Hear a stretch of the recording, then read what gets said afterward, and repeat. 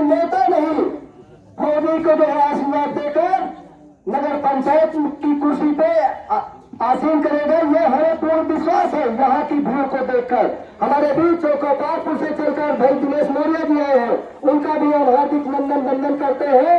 अब हम निवेदन करेंगे, एक लोग छूट गए हैं, क्षमा चाहते हैं, इंदौर से चलकर आए हमारे श्री राजू मौर्य जी, जो हम सबके बड़े भाई हैं, मार्गदर्शक हैं, उनका भी हार्दिक वंदन करते हैं।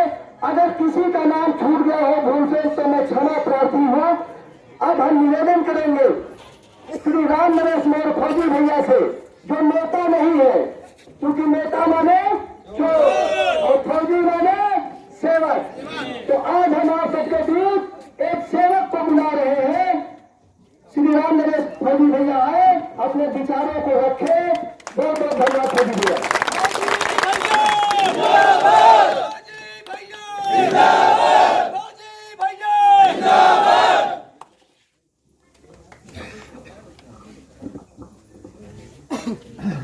सर्वप्रथम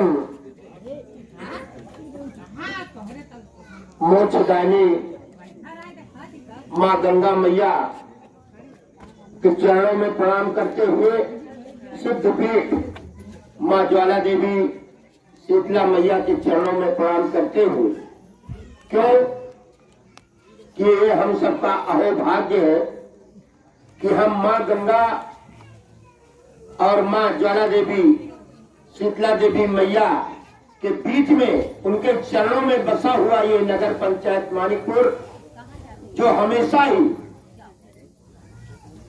हर प्रकार की सुख सुविधा से, स्टेशन यहाँ, रेलवे स्टेशन यहाँ, बस स्टेशन, हाईवे और हजारों कोस से लोग मां गंगा मैया का दर्शन करने आते हैं।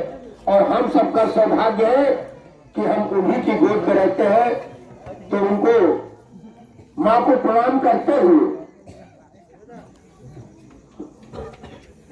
हम उनके चरणों की वंदना करते हुए आज इस भरचक करीमकला नगर की धरती पर उपस्थित हमारे पिता तुल्य सभी बुजुर्ग, हमारी माताएं बहनें, नौजवान साथीगण और 17 वार्डों से चल करके आए हुए सभी हमारे सहयोगीगण, नन्हे मुन्ने बच्चों, मैं हाथ जोड़कर आपका चरण वंदन कर वंदन, अभिनंदन, सादर प्रणाम करता हूं।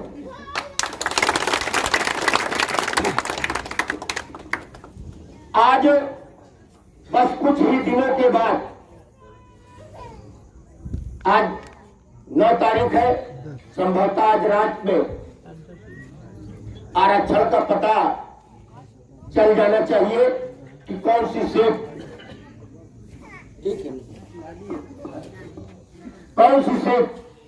आपकी नगर पंचायत में होना है। और यदि किसी कारणवश आज नहीं हुआ तो 5-6 दिन के बाद पता चल जाएगा। तो आज उस चुनावी हम पहले अपना परिचय देंगे, हम क्यों आए हैं, हमको आप अपना मत क्यों देंगे, हमने क्या किया है। उसके बाद जो वर्तमान चेयरमैन है उसने क्या किया है, क्योंकि वो भी आपके बीच में आएगा। उससे पहले, हमसे पहले भी जो लगातार 10 साल चेयरमैन रहे हैं, उनके खानदान के लोग भी आज मैदान में है। उन्होंने क्या किया है, क्योंकि नगर पंचायत वाले तो जानते हैं, आप सब जानते हैं, लेकिन बहुत कम। तो सबसे पहले मैं अपने बारे में बताता हूं। 25 साल सेना में रहकर देश की सेवा किया।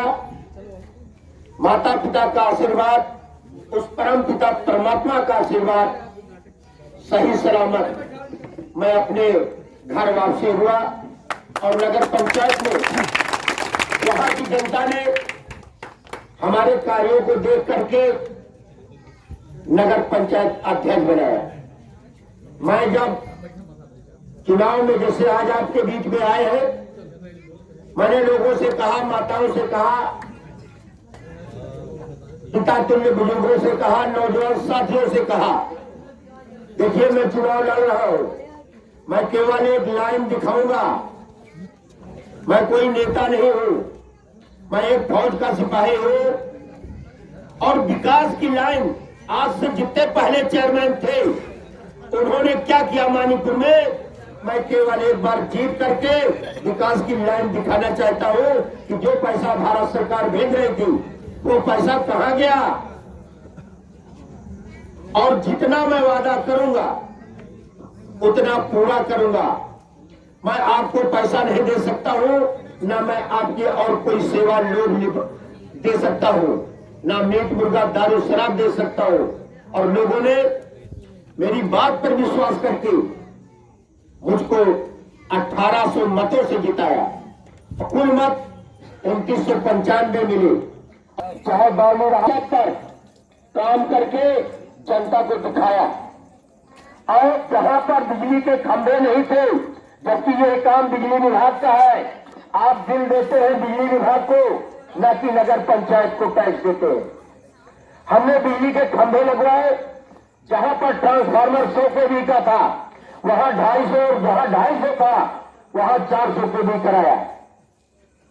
यहां तक कि एक एक्स्ट्रा ट्रांसफार्मर मैंने ला करके दिखाया, जो कहीं खराब हो जाए तो उसको लगा लो, तब तक वो रिपेयर हो जाएगा। वर्तमान चेयरमैन ने 5 साल में क्या उसको डबल नहीं कर सकता था? आज हमारी नगर पंचायत बढ़ गई है, भाजपा में ट्रांसफार्मर जल जाए तो मानीपुर वाले उजाले में रहे, तो क्या 15 दिन जब तक ट्रांसफार्मर बनी न भाजपा अंधेरे में रही? एक और जरूरत है कि नहीं है? 5 साल में उन्होंने क्यों नहीं किया?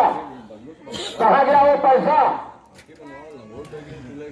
जनता से किए हुए सारे वादे मैंने 90% पूरा किया, 10% छूटा था। आज किसी भी वार्ड में मानीपुर में कोई भी व्यक्ति ये नहीं कह सकता कि मेरे मोहल्ले में मोदी आपने काम नहीं कराया है। मेरे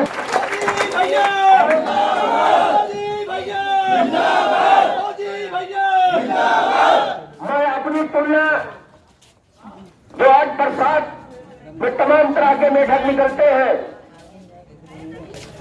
लाल हरा पीला जेका गोपाल मेघा कहा जाता है, कुछ मिटकुर भी होते हैं जो अंधेरे में कोने में किसी ईंट के नीचे रहते हैं।